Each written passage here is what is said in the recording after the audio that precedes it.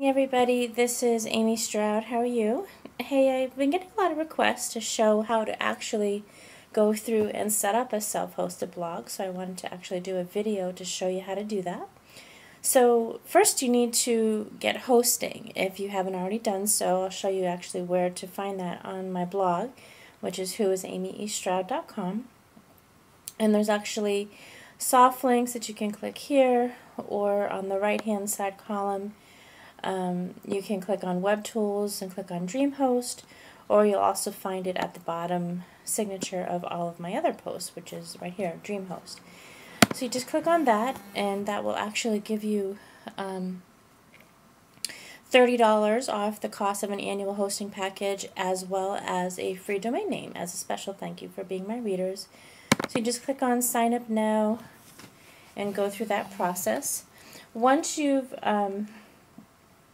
gone through and done that, okay, and set up your domain name and redeem that, when you come back to log in, you're going to click on Panel, and that will bring you to panel.dreamhost.com, and I'm actually logged in right now, so let me log out and show you. This is what it will look like, panel.dreamhost.com, and you just put in your your email and password,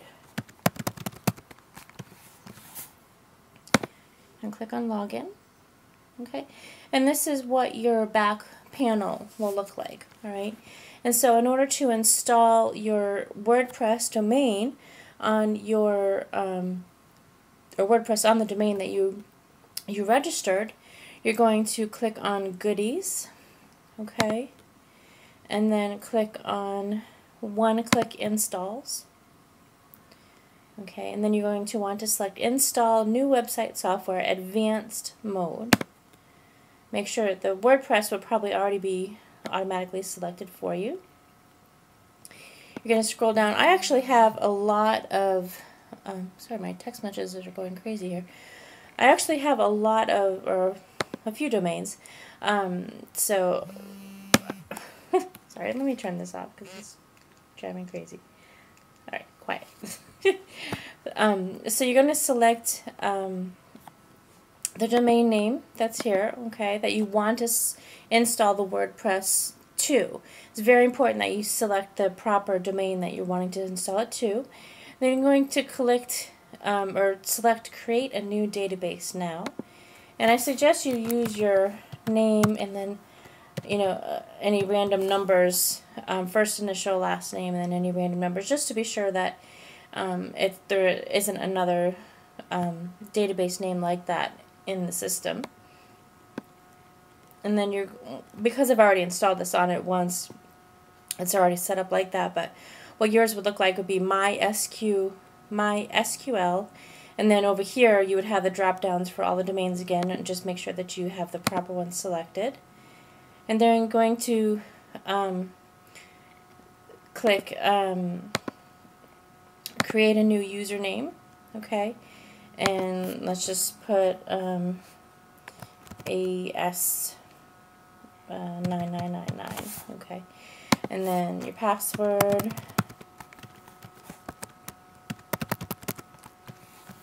and then you're going to click Install It For Me Now. Oops. I already have a WordPress installed on there, so I'd have to uninstall it, but you get the point. If I didn't have it installed on there, it would not come up with an error. That would be you had success. And so then you get an email, and that would tell you your username and password. And generally it's going to be admin when you're initially logging in, so I'll show you where to go from there.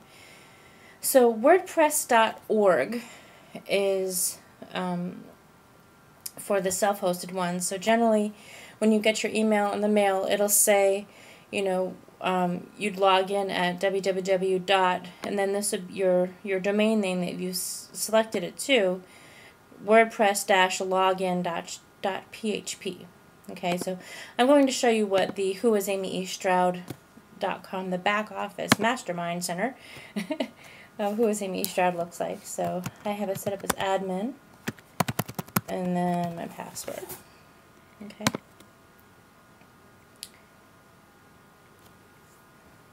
Just log in real quick. Right.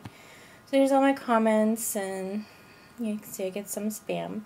Like this one is spam. Actually, I have to mark it as such. Thank you.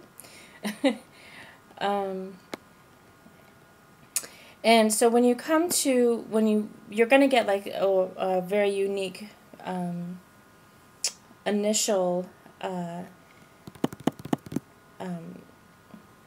login for your WordPress, and you'll probably want to change it to your own for your password. So you're going to want to come here and select your profile, and then scroll down, and then here just put what you want your password to be and change it, okay, from when they send it to you, and then click update profile. Okay, just show you real quickly. It's really cool. This is actually where all of my posts are. Okay, so you can go in and edit them, and this is actually the one that I just did today, as a matter of fact, on choosing your niche. Okay, and there you see the back office, and I've typed it all in. I created a link here by selecting that and then highlighting here, and then that goes to my dream host there. And I've selected what categories I want it to be linked to, what tags I want put on it, okay, and then I just click update post when I wanted it to be published. Okay, here is my links section. Okay, and so all of these are the links that I have, and they show up on the right hand side of my blog once I've set those up. So all those links that you saw there are what shows up over here. Okay, and then I just selected the type of category that I wanted them to show up to. And of course you have the media library. You can add new pictures. You can have new pages. Your pages, I have an About Me and an iLearning Global page. So I have those set up. So like you can see, the About Me is here. Okay, About Me.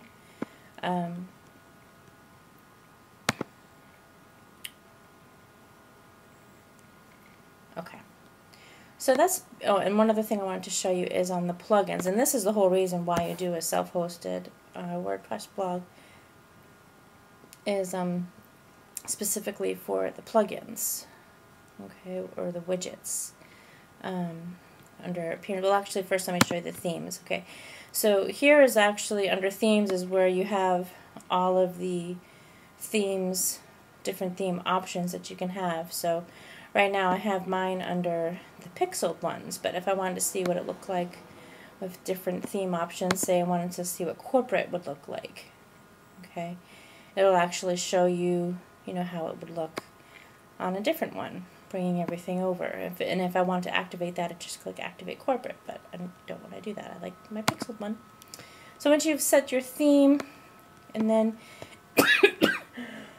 excuse me, you go back and click on Widgets.